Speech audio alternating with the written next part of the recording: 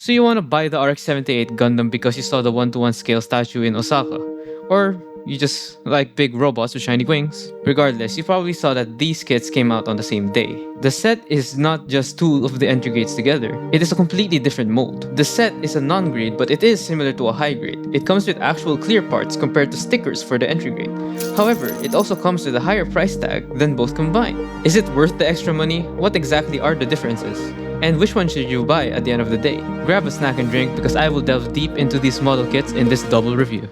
So here we have the box of the RX-78F00/E Gundam EX001 G.L.R.S.S feather unit.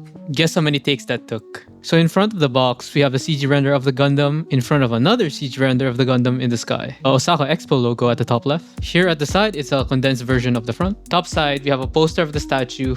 Then we have a diagram of how the feather unit attaches. Then a description of the feather unit. Apparently, it's not a cycloframe, it's more of a renewable energy generator in the form of solar cells. Then we have the legal stuff. At the right side, it's the same as the left side.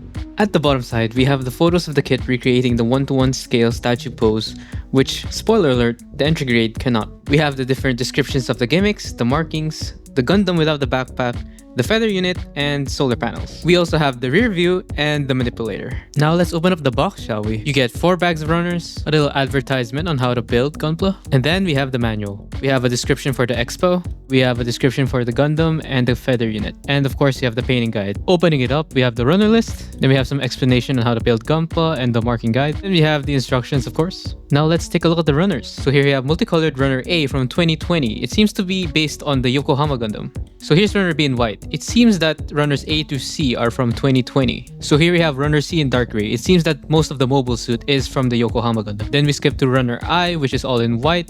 This is all from 2024, so these are all brand new. Runner J in dark gray for the joints and accessories. Now from Walter White's lab, we have runner K in this beautiful clear blue. And we have a polycap runner from 2020. Then we have some stickers for the sensors, the crotch V, and mostly for the clear parts, you actually place these chrome stickers behind the clear parts to make them shine more. Now let's take a look at the box for the entry grades. For the front, there's nothing much, it's just a CG render and showing that you don't need any tools. We also have the Osaka EXPO logo, of course. Here at the side, it's doing the pose. Here at the right side, we have some displays of articulation, the gimmicks, and how it looks like with the feather unit. We have the same thing on this side. Then here at the left side, we have the poster for the Osaka EXPO and the legal stuff. For the bottom side of the extra parts, it has it all equipped on the Gundam. Then here at the right side, we have descriptions of all the parts that included and how it looks. The top side is same as the bottom side. And here at the left side is the same stuff as the one found in the Gundams. For the box of the entry grade Gundam, we have 1 bag of runner, a manual. It has the same advertisement for the EXPO. And inside is pretty much standard stuff, except we don't have the painting guide. At the back, we basically have an advertisement for the add-on set. So inside the entry grade feather unit, we are greeted with 1 bag of runner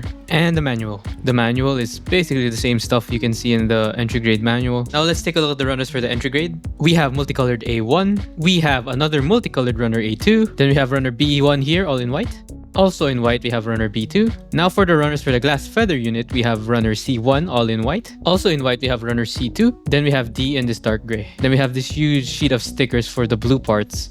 I will show you guys a trick later that will make it look better. Then we have a sheet of decals. This one is included in the Gundam box. Now it's time to build them. So here we have the 2 mobile suits, the entry grade on the left and the non-grade on the right. The entry grade, since it's much cheaper and has a more simple build, prioritizing efficiency and assembly, it has less parts than the non-grade. So unfortunately, the joints of the entry grade are mostly made of C-clips, which is common for this type of grade.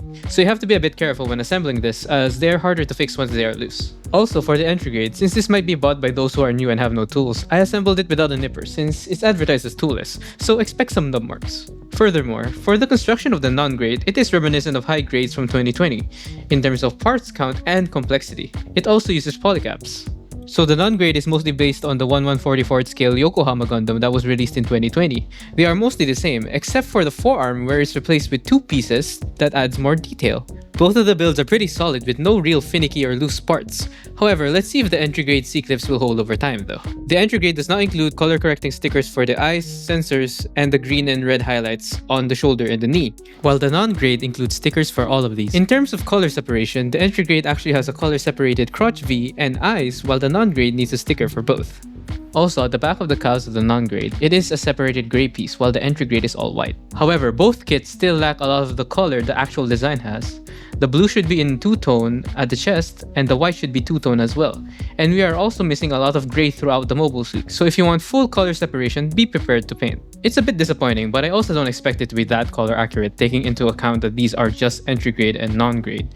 Maybe if it was a master grade or a real grade, it will have full color separation. For seam lines, they both have one on the forearm, one at the side of the chest, and one at the back of the calves. Moreover, the non-grade has a seam line here at the ankle guard, while the entry grade has it molded in one piece. I won't go too in-depth about the articulation of the mobile suits for now, as I want to see it with the feather equipment on, but both of these kits can pull off some pretty nice poses. They have similar levels of articulation, except that the entry grade uses ball joint hips, while the non-grade is a standard peg type.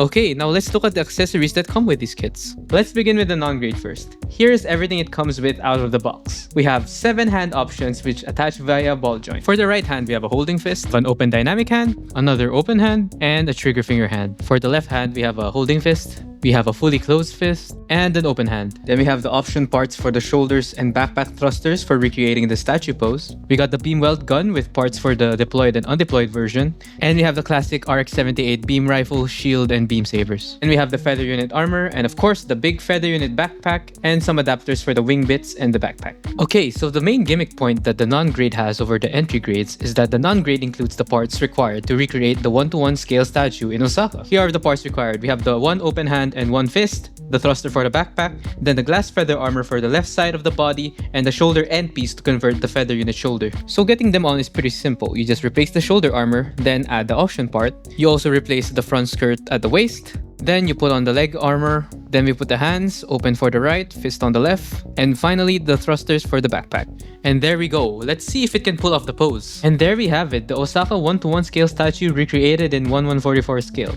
It pretty much nails it. If you paint all the missing colors and do some panel lining, you can pretty much get an accurate model. Again, the entry grades cannot recreate this, so this is something unique to the non-grade. Okay, so let's put on the rest of the feather unit. The feather unit for the non-grade replaces the shoulders and front skirts with an entirely new piece, while the calves are layered on with extra armor. Then the feather unit wings attach via a 3mm peg at the backpack. So here's what it looks like with all the feather unit equipment attached, and it looks pretty great.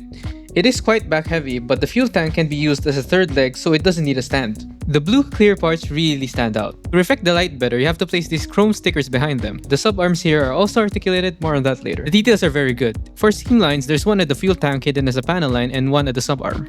However, like the mobile suit, there is a lot of color inaccuracy if you look at the promotional painted picture. There's supposed to be a lot more of this off-white around the equipment. There should be yellow accents on the thrusters and fuel tank, there should be more gray highlights, and the thruster should be red inside. An additional gimmick is that these wings can be split and attached into action-based pegs using the adapters. That's a nice little extra that the entry grade can't do, though I prefer having the wings whole.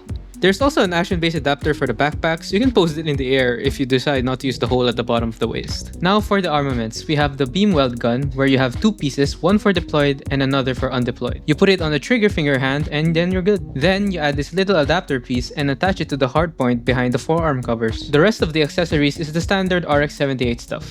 We have this beam rifle with a seam line at the top, yellow piece is separated and has articulation in the handle and the scope. You can equip it by placing it in the trigger finger hand. We have 2 beam saber handles. They have a separate gray piece, but sadly no clear beam saber. You can attach them to the backpack. Then lastly, we have a shield. It's just a simple shield with an attachment point that can be moved by reattaching it to either of these points. Then you mount it onto the forearm, then you put the handle in the hand.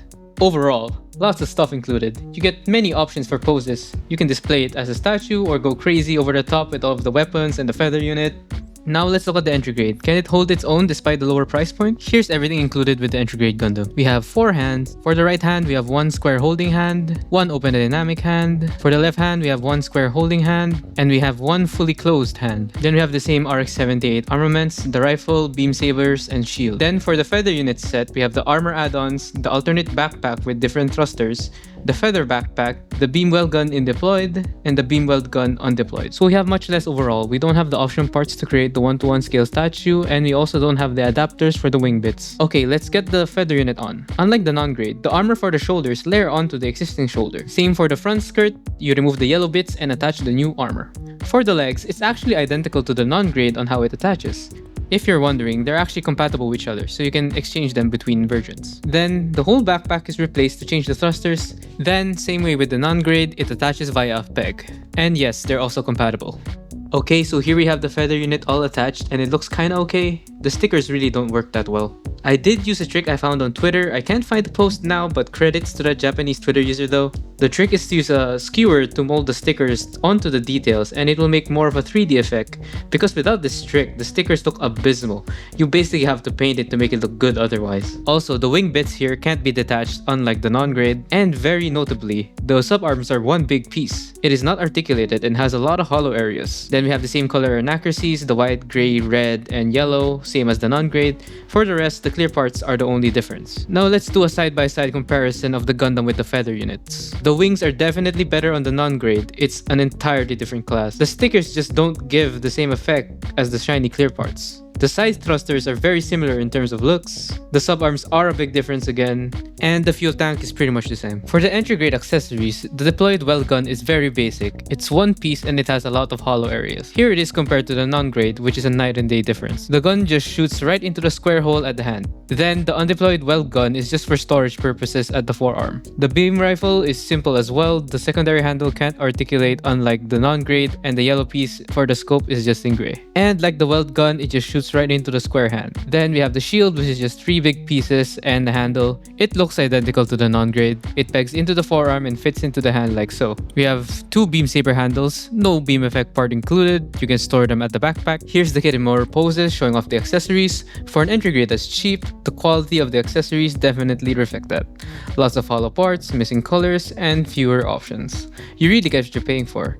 That being said, it does pull off some good poses and can look decent from afar, so it still has its good points. For the articulation of the non-grade, the head is on a double ball joint. The shoulders can go up all the way through there. Then we have a 360 at the elbow. We got a pretty decent elbow bend. The hand is on a ball joint. Pretty good torso bend forward and back, but remember this is quite back heavy. The side skirt can rotate. The front skirts are articulated individually. The hips can go perpendicularly sideways. Pretty good kick. The side skirts just get in the way a little bit. We get around perpendicular. We got a full bend in the knee, a little bit blocked by the thruster. We got a full 360 thigh swivel. For the ankle joint, we get a pretty decent forward and back. Pretty average side to side for the ankles. For the wings, you can flap forward and backwards. It's also on a peg so you can rotate it. The thrusters are on a peg so it can rotate and it can move forward and backward. And this big fuel tank can go up and down. Now the sub arms are fully articulated. There's lots of points of movement. This little grabby thing can open up and close. For the entry grade, the head is on a single ball joint at the neck. The shoulders can go up perpendicularly. Rotation at the upper bicep. We got a pretty good elbow bend. The hand is on a ball joint. We have a pretty good ab crunch. The side skirts are a bit limited. It can only go inward and outward. Front skirts are individually articulated as well. The hip joint is a ball joint, so it won't be able to go that much to the side. We have some thigh swivel as well. We have a perpendicular forward kick. We have a decent knee bend that is also limited by the thrusters. For the ankle joint, upward and downwards is a bit limited. Pretty decent inward and outward. For the feather unit wings, it can flap forward and backwards. It's on a peg so it can rotate as well. The backpack thrusters can only rotate. The fuel tank can go up and down. Then lastly, the sub arms aren't fully articulated. There's only 2 joints.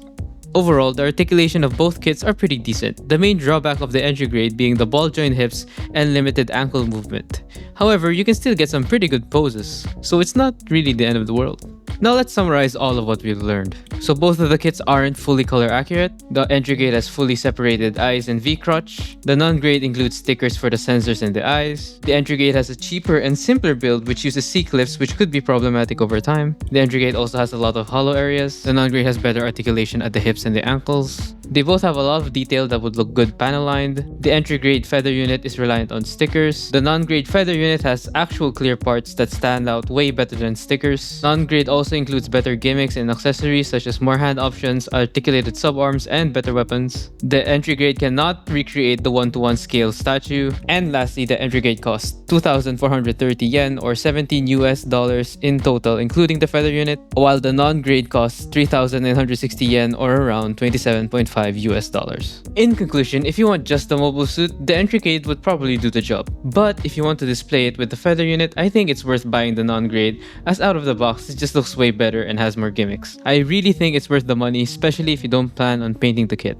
The non-grade has more and better accessories and gimmicks that justify the higher price point, and because of that, it will look way better as a display piece. And that's it for the review. So did I help you guys make a decision? Hopefully this was detailed enough, and if I did help you, please let me know which one you picked in the comments below. Thank you for watching.